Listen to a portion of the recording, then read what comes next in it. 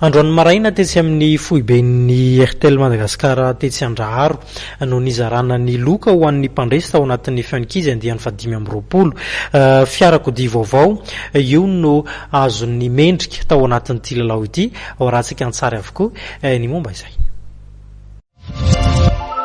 Andriamato raboty vao tojo tahina no nivoaka mpandresy tamin'ny lalao fiankizy fa 2020 fiarakodia vaovao fiatiponto no natolotry ny Airtel azy tamin'izao fandreseny izao. Ramatoa vadiny no nisilo tena azy notolorany le matoa Meksan Bekangibata le jeneralin'ny Airtel ny laklean'ny fiara.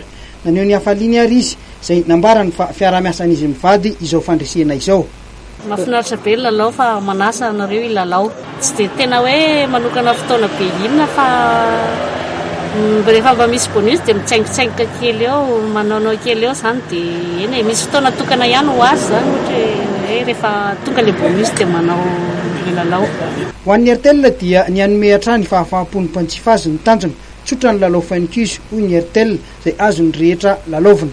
Tsy miova ny fitsipi-dalao mandefa SMS hoe fun any amin'ny 03356 00030 dia manaraka ny tozolalana dia milalao dia mahazo loka. Efa manomboka indray ny lalao fainkizy andiany 720 ary farana amin'ny 7 volana aogositra 2024 mbola fiarakodia hatrany loka goavana miandry ny mpandresy.